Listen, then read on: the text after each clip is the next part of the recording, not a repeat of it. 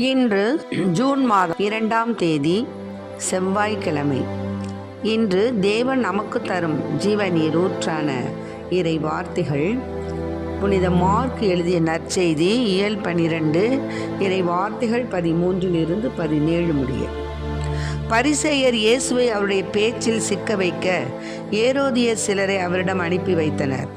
அவர்கள் அவரிடம் வந்து, போதகரே, நீர் உண்மை உள்ளவர், ஆள் பார்த்து செயல்படாதவர், எவரையும் பொருட்படுத்தாமல் கடவுளின் நெறியை உண்மைக்கு ஏற்ப கற்பிப்பவர் என்பது எங்களுக்கு தெரியும். சீசருக்கு வரி செலுத்துவது முறையா இல்லையா, நாங்கள் செலுத்தவா வேண்டாமா என்று கேட்டார்கள். அவர் அவர்களுடைய வெளி வேடத்தை புரிந்து கொண்டு, ஏன் என்னை சோதிக்கின்றீர்கள்? என்னிடம் ஒரு தெனாரியம் கொண்டு வாருங்கள், நான் பார்க்க வேண்டும் என்றார். அவர்கள் அதை கொண்டு வந்தார்கள். இயேசு அவர்களிடம், இதில் பொறிக்கப்பட்டுள்ள உருவமும் எழுத்தும் யாருடையவை என்று கேட்டார். அவர்கள் அவரிடம், சீசருடையவை என்றார்கள். அதற்கு இயேசு அவர்களை நோக்கி, சீசருக்கு உரியவற்றை சீசருக்கும் கடவுளுக்கு உரியவற்றை கடவுளுக்கும் கொடுங்கள் என்றார். அவர்கள் அவரை குறித்து வியப்படைந்தார்கள். ஆண்டவரின் அருள்வாக்கு. கிறிஸ்துவே மக்கு புகழ். தமிழால் உன் புகழ் பாடி தேவா நான் தினம் வாழ வருவாயே திருநாயகா, வரம் தருவாயே உருவானவா,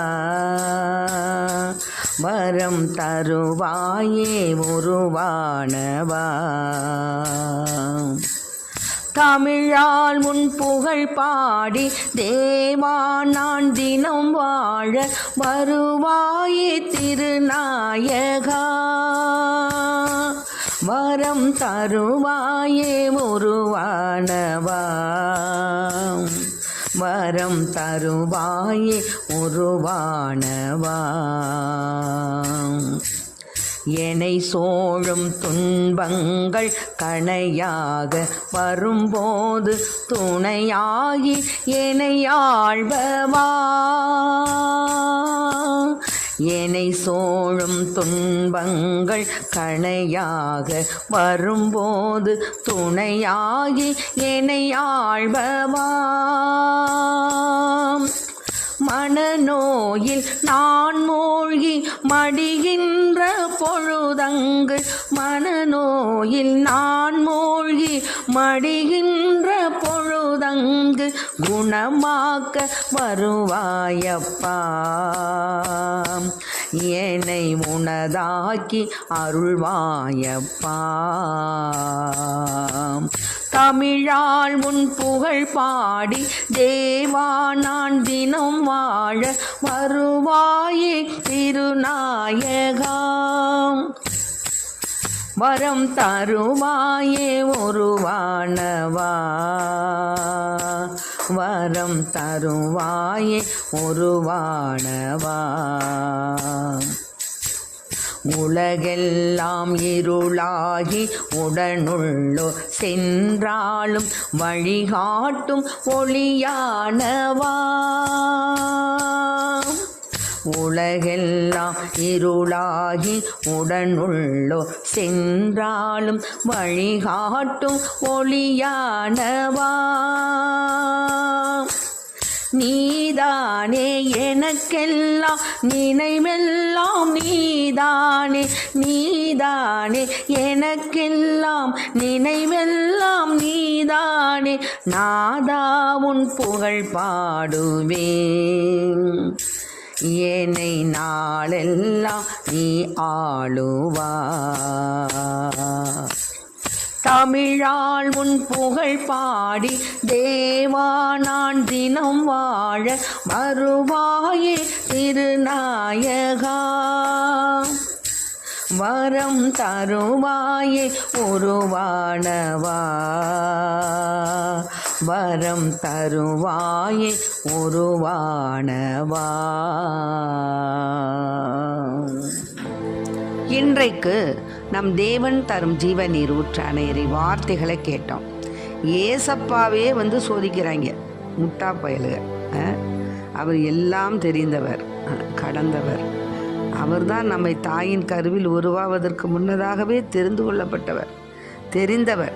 அவர்கிட்ட போய் சோதிக்கிறாங்களாம். சீசருக்கு நாங்கள் வரி செலுத்தவா வேணாமான்னு கேட்டாங்க. உடனே சேசப்பா என்ன பண்ணார், ஒரு தெனாரியத்தை கொண்டு வந்தோன்னு பார்த்தாரு. இது யாருடைய? இது சீசருடைய. அப்போது சீசருக்கு நீ கொடுக்கறத கொடுப்பா, கடவுளுக்கு நீ செய்ய வேண்டியதை செய்யுன்ற. மறுமொழி பேச முடியல அவங்களால. அவரை மாற்றி விடலாம், எப்படியாவது அவர் மீது குற்றப்பழி சமத்தலான்னு தான் போனாங்க. ஆனால் ஏசப்பா அப்படி சொன்னோன்னு அப்படியே வியப்பு அடைந்து போய் வாயை மூடிக்கிட்டு போயிட்டாங்க. அது மாதிரி தான் நாமும் என்ன செய்கிறோம், சில நேரங்களில் கடவுளுக்கு பிரமாணிக்கமாக இருக்க தவறுறோம். கடவுளுக்கு செய்ய வேண்டிய காரியத்தை முதன்மையாக கடவுளுக்கு முதலிடம் கொடுக்கணும்.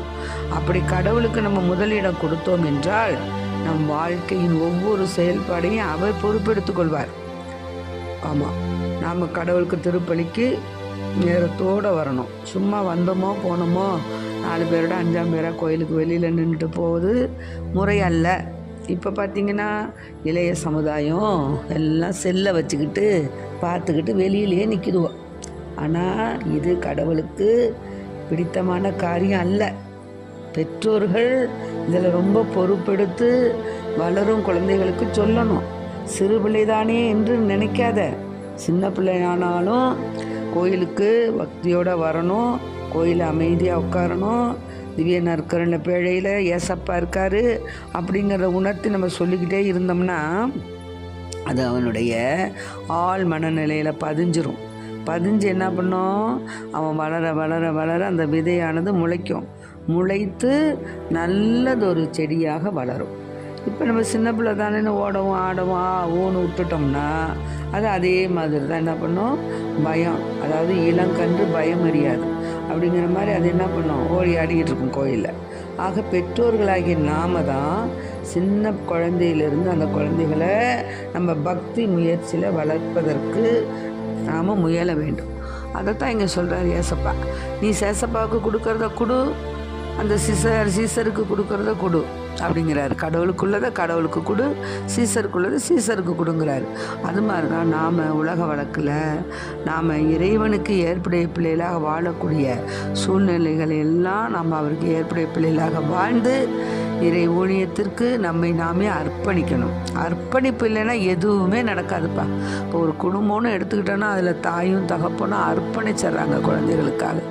அப்போ குடும்ப தலைவன் முதல்ல தன்னை அர்ப்பணிக்கிறான். தன்னுடைய வாழ்க்கை முழுதும் உழைப்பு எல்லாவற்றையும் அந்த குடும்பத்துக்கு அர்ப்பணிப்பு செய்ததுனால தான் அவன் நல்லது கெட்டது அவன் எல்லாவற்றையும் சுமந்து கொண்டு தான் எப்படி வாழ்ந்தாலும் தான் பிள்ளை நல்லா வாழணும்னு அதை நல்ல முறையில் அதை வளர செய்வான். அதுக்கு எல்லாம் வாழ்வழிக்க பல வசதிகளை செய்து கொடுக்குறான், தான் வசதியாக இல்லாட்டினாலும். அது மாதிரி தான் நாம் என்ன செய்யணும், நம்மளை முதல்ல தேவனிடத்தில் அர்ப்பணிப்பு செஞ்சிடணும். அர்ப்பணிப்பு செய்தோம் என்றால் நம்முடைய வாழ்க்கை முழுதும் ஆண்டவருக்கு உகந்த பிள்ளையாக வாழ வேண்டும் என்ற அந்த உன்னத நோக்கு நம்மிட வந்துடும். கோயிலுக்கு போகணுன்னா நேரத்தோடு போகணும், கோயில் காரியங்களில் முதன்மையாக இருக்கணும், தேவனுக்கு பிரியமான காரியங்களை செய்யணும், 10 கட்டளைகளை அனுசரிக்கணும். ஆக நம்முடைய வாழ்க்கையில் நாம் தேவனுக்கு ஏற்புடைய பிள்ளைகளாக வாழ்கின்றோமா, கடவுளுக்கு உரியதை கொடுக்கின்றோமா, உலகிற்கு உள்ளதை நாம் செய்கின்றோமா, அல்லது உலகிற்கு உள்ளதை மட்டுமே நாம் செய்து கொண்டு கடவுளுக்கு உள்ள காரியத்தை நம்ம செய்யாது இருக்கின்றோமா? சிந்திப்போம். சிந்தித்து கடவுளுக்கு உரியதை செய்ய நம்மை அர்ப்பணிப்போம். அதற்கான வரத்தை ஆண்டவரிடம் கேட்போம். ஆமென். Praise the Lord. மரியே வாழ்க.